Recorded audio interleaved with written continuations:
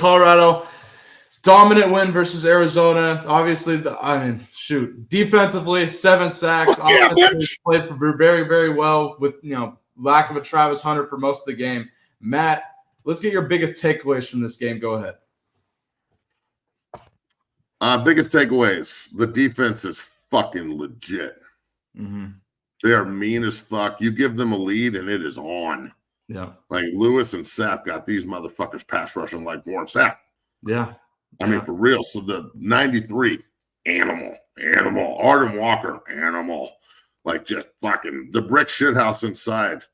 Animal. Yes. Fucking animal. Yeah. Branch is a fucking animal. Like they're just rotating in fucking NFL players. Mm-hmm. So yeah, the fucking defensive ends, both Green and Hill.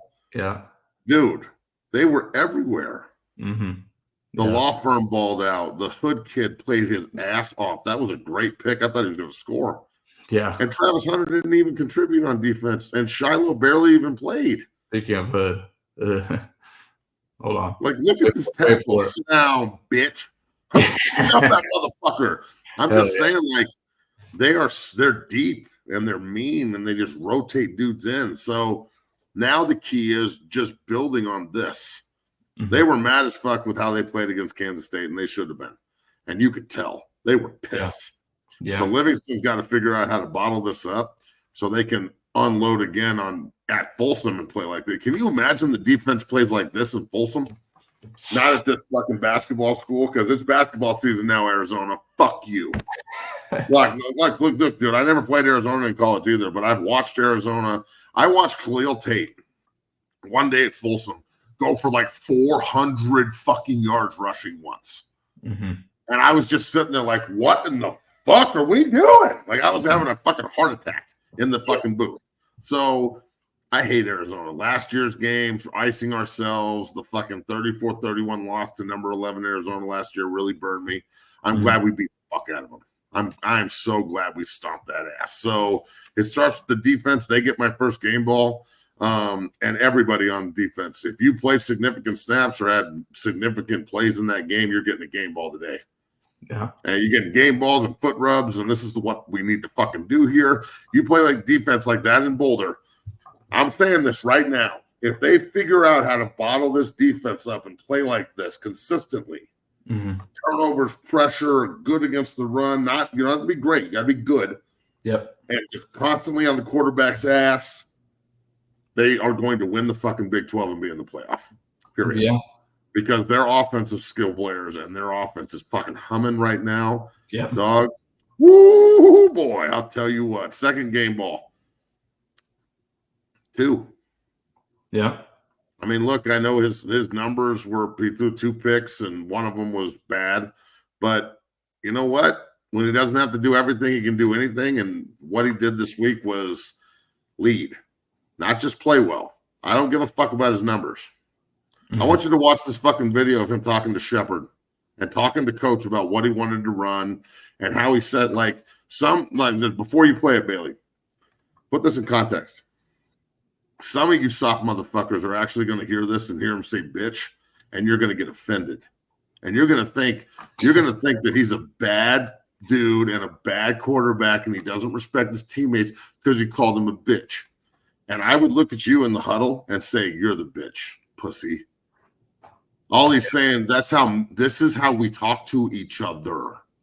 Yeah. This is how fucking real men, alphas on the field talk. This is a fucking leader saying, bitch, are you fucking healthy or not? He ain't calling him a bitch. That's just how we talk. Yeah. And I'm telling you, it's Shedeur is going to get shit for saying bitch, guaranteed. Because you want to know why, Bailey? Because the world is filled with bitches and hoes. But I'm just going to talk about those. I know. All right, take a listen here. Here's the full clip. Let's show Jeremiah that the heroes of our campaign are on Jeremiah's team today.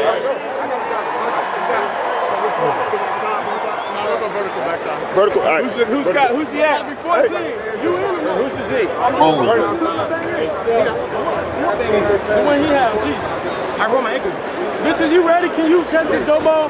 Listen, this is what I want you to do. I feel better putting it in two hands. I know I'm bad. Next think you're going to bed, you go, then go fade. You know what I'm saying? It's going to take time.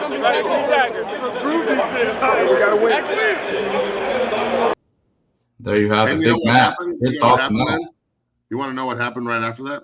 He threw a motherfucking fade that homeboy caught in his goddamn right hand with one foot in on his twisted motherfucking ankle. Yeah. So that's called motivation. That's called fucking leadership. That's called fucking backbone and spine and fucking heart.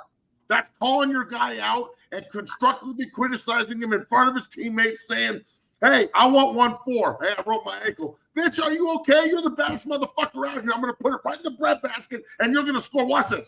What? Ankle fixed. Because he knew fucking 14 could do it. Yeah. Because he knows 6 can step in and fucking replace hurt guys. So when Travis Hunter leaves the game because he's out there playing with one arm and look, tough as fuck. I played with casts on and broken everything, and it sucks. It's really hard. And I'm not Travis Hunter, obviously. That motherfucker is so explosive. You could tell when he was running, he was favoring it. It's good that he could come out and they can handle business without him. Yeah. His Heisman campaign is not in shambles, regardless of what some haters think. Shut the fuck up. Like this, I'm telling you, 2 needs to dictate where he goes in the NFL, and he will go fucking annihilate this league. Yeah. If he goes to the Raiders, he needs to leave in 4 years. But if he goes to a fucking franchise that has their shit together, that was like going to build around him and not fuck this up and like run the ball and like really put him around the best people in the best position and like, dog, fuck. Watch out. Fuck. Like it just be careful wanting to go to the Cowboys while Jerry's still alive. Yeah, and the thing I'll say about that clip, I mean, that's leadership. You can say what you want about Shador. That's leadership, man. You can't argue that. It's leadership, dude. It's looking at the dude and going, hey, I want 1-4. I rolled my ankle. Motherfucker, do you want this opportunity or not? Because I want you. Yeah. Like, you know that stupid fucking show, The Bachelorette? Yes. That's what that dude should say to these bitches. Not like I'm here to court 28 bitches. It's, hey, let's be real here quick. What are you 28 bitches prepared to do for me? Good talk. I'm going to go sit in here. I'm going to take my socks off. I got a corn on my toe and my heel hurts. Just saying. Number 2, I'm hungry. What we doing? You feel me? Like, I'm not trying to be misogynistic. I'm saying, like, he picked you, dog. He said 1-4, I need you. And he said, my ankle hurts. He said, do you want a fucking touchdown catch or not? Yeah. Do you want a touchdown catch or not, dog? So, look. I'm going to say this again because last week I posted this and we had people freaking out about me saying Shador's the baddest man to ever wear a Colorado uniform and play quarterback. I'm not disrespecting Darian Hagan. I love Darian Hagan. Not only did I grow up watching Darian Hagan, he's one of my best friends. I fucking love him. I'm not disrespecting Cordell, but Cordell can't rope it like Shador. Cordell's a better athlete. Shador's a better quarterback. He's better than Detmer. He's better than Hessler. I love Johnny. Better than Hess. He's better than Machete. He's better than Pesavento. He's better than Oaks. He's better than Robert Hodge. He's better than Klatt. He's better than like, come on, dog. What the fuck are we talking about? He's the best player that's ever worn the goddamn uniform at that position, and he just keeps validating it week in and week out. And now the entire fucking schedule lines up right in front of CU, and we go, they can win this game, they can win this game, they can win this game, they can win this game, they can win this game. And you know when everybody said, why'd they put the Big 12 title on the fucking schedule? This is why they put the Big 12 title on the fucking schedule. Because in that room and in my head, knowing what I know, it's reality. Yeah. And if you are a Colorado fan, you're like, well, maybe they can make a bowl game. Yeah, it's called the Fiesta Bowl in the playoff, homie. As the 4th seed. That's because if you win your conference, you go to a bye. Yeah, that's true. And check this out. Looking at the rest of the schedule, I know I'm going all over the place. You got to deal with that shit. And you do. You do a great job. I think Iowa State's going to lose twice because they can't beat Kansas State at the end of the year. They're good, but they're not Kansas State good. I think BYU's going to lose. They beat Kansas State. If CU can figure out how to, if they say they can't get in and they finish 10-2, but they don't get into the playoff because of rankings, or BYU finishes undefeated, K-State beats Iowa State, and they rematch. Mhm. I think the loser of that game, especially if BYU beats Kansas State again, I think the loser of that game's out, and CU could get in as an at-large and go play on the road at a college stadium, go play at fucking Penn State or something, or at Tennessee in a playoff game. I think that because everybody wants CU on TV, they're a massive fucking draw. Why wouldn't you want Dion in the playoff, especially when they're 10-2 and they just missed out because of percentage points? Yeah. That's You know true. what I'm saying? So there are two absolutely. different roads to the fucking playoff here for CU, and it requires them winning the fuck out. And I wouldn't be sitting here acting like this unless I thought they could. I was super pissed off about Kansas State, and I tried to transfer it into constructive criticism that I'm not saying Pat Schumer heard, but he did not fucking hear it. They were pulling tackles and smashing people with fucking with the scissor tight end, and they were double teaming at the point of attack, and they were running down fucking hill. Yeah. They did it purposely. I mean, fuck, man. Offered all went off for like 40. Good job, mustache. Gosh, for that. Yeah. Shout out to all. Dog, like I'm telling you, dude, 10-2 is not only something that I think can happen, I think it will. Mm-hmm. I think Cincinnati's a good football team.